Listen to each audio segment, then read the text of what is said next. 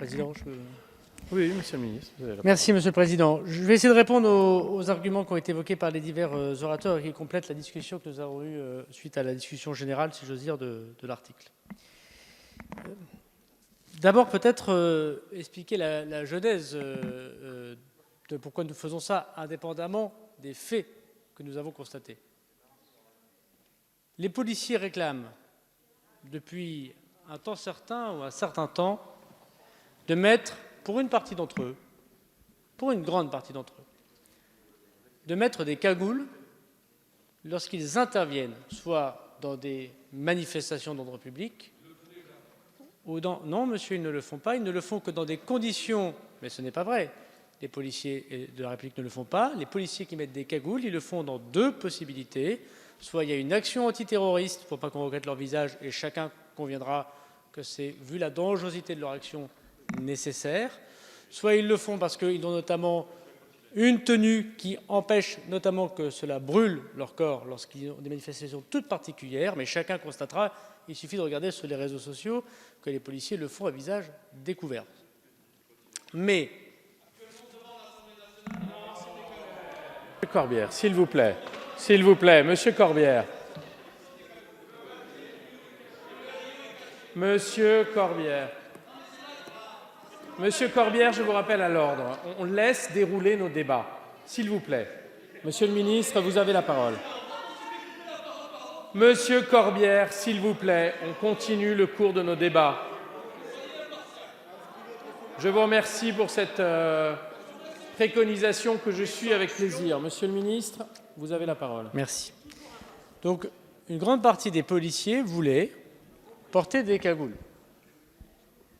Des ministres avant moi, moi-même, j'ai refusé qu'une partie d'entre eux d'accéder à leur demande, parce que quand bien même ils porteraient, il y ait des menaces, et je peux les entendre, et c'est pour cela que ces textes existent. La police de la République, elle doit être à visage découvert. Et elle ne doit pas porter de cagoule lorsqu'elle intervient, on doit pouvoir reconnaître le visage de celui qui intervient. En revanche, nous devons protection dans leur vie. Ça a été dit tout à l'heure par le groupe LR, mais je pense que chacun ici le pense.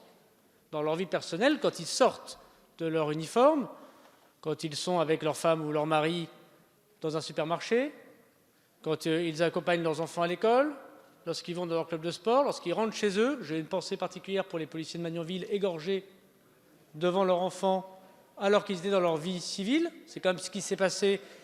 Et c'est aussi le contexte dans lequel nous évoluons tous.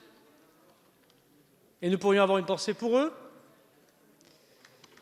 Je crois que nous devons comprendre que si on refuse aux policiers de se protéger le visage afin de ne pas être reconnus, c'est parce qu'ils ne le font pas avec plaisir. Ils le font parce qu'ils se sentent menacés, que nous devons la protection, pas celle qu'ils demandent, pas les cagoules, mais celle de l'arme du droit. Ce que nous faisons, j'espère, aujourd'hui. Deuxièmement, je voudrais revenir sur M. Peu et son intervention. Et il est toujours dans une conviction du débat public. Et depuis 3 jours que nous débattons, monsieur le député, on a eu de nombreuses différences et nous respectons nos arguments.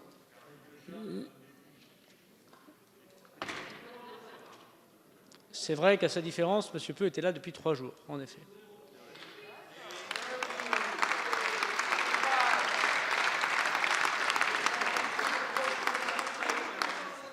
Monsieur Peu nous dit il ne faudrait pas que dans l'esprit de nos concitoyens, je ne résume pas votre propos en le disant, ce ne soit plus la police de la République, mais la police de l'État. Monsieur Peu, vous le savez très bien que parmi les policiers et les gendarmes qui servent la République, il y a des opinions politiques extrêmement différentes. Que nous soyons adjoints de sécurité, gardiens de la paix, commissaires, au gradé des syndicats très différents. Des interventions publics, puisque les syndicats de police peuvent s'exprimer, vous le savez bien. Je crois qu'il suffit de regarder la télévision pour s'apercevoir qu'ils ne sont pas tous alignés avec tous les ministres de l'Intérieur.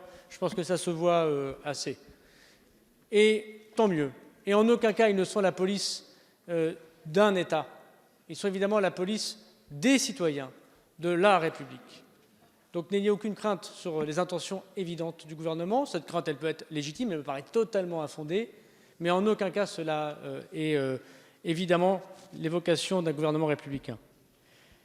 Pour répondre à Madame Michneski, Madame, j'ai trouvé que votre dernier argument était le plus fort. Et il peut légitimement poser la question du législateur. Il est vrai, et si c'était le cas, je vous rejoindrais en applaudissant des deux mains, qu'on ne pénalise personne de penser quelque chose. C'est tout à fait vrai. Mais ce n'est, pardon de vous le dire, pas du tout l'objet de l'amendement. Puisque l'élément matériel, ça compte, me semble-t-il, dans le code pénal, c'est la diffusion. Nous ne disons pas qu'on doit pénaliser quelqu'un qui pense dans sa tête « il faut tuer ce flic » ou « ce serait bien de tuer ce flic » ou « donnez-moi des informations pour que je puisse vous donner des informations personnelles pour tuer ce flic ». Ça, c'est évidemment regrettable, mais c'est une pensée. C'est le fait de diffuser les éléments qui correspondent, par exemple, à cette personne qui, sur Facebook, dit « si vous avez besoin d'infos sur ce flic », et il met la vidéo du policier, qui, je suis prêt à démontrer ce message Facebook à qui le veut, il ne fait rien d'autre que, par ailleurs, de courir. Nom, adresse, etc. Venez en MP, en message privé, j'ai un fichier avec un petit smiley. Ça, c'est un élément matériel. Ce n'est pas dans la tête de la personne qui l'imagine, c'est un élément matériel. Et c'est bien cet élément matériel qui vient constituer le délit que nous souhaitons mettre en place. Alors, Madame Dumas nous dit pourquoi, et je comprends cette question, parce qu'après tout, on se l'est également posé, parce que combien de fois on m'interroge, puis on dit « faites votre boulot ». Bon, ben, je comprends que la France insoumise souhaite que je fasse davantage encore d'action au ministère de l'Intérieur. Je n'avais pas tout compris ça des expressions publiques depuis certains mois, mais je prends le conseil et je l'appliquerai. Des menaces et actes d'intimidation commis contre les personnes exerçant une fonction publique. En effet, c'est la section 2 du Code pénal, et c'est l'article 433.3 qui, effectivement, dispose qu'il est puni de 3 ans d'emprisonnement et de 45 000 € d'amende la menace de commettre un crime ou un délit contre les personnes ou les biens proférés à l'encontre d'une personne investie d'un mandat électif, d'un magistrat, d'un juré, d'un avocat, d'un officier public, d'un militaire de la gendarmerie, d'un fonctionnaire de police, etc., etc. Et vous dites en quoi cet article, finalement, ne s'applique pas au fait que vous dénoncez, Monsieur le ministre. Et pourquoi inventer une nouvelle incrimination?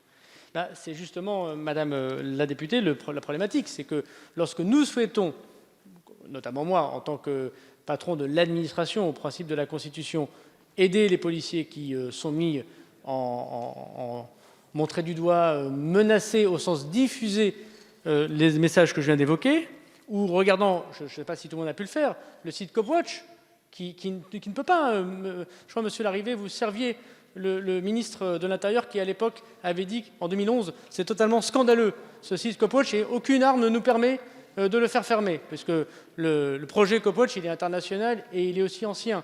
Ça fait longtemps que les policiers sont menacés, et ça fait longtemps que personne n'a apporté pour eux un certain nombre de protections juridiques. Et bien, qu'est-ce qui se passe? La menace de commettre un crime ou un délit, ce n'est pas du tout les sujets Copwatch ou le sujet de la personne qui, en Facebook, dit « si vous souhaitez des informations sur cette personne avec un smiley, donnez-les-moi.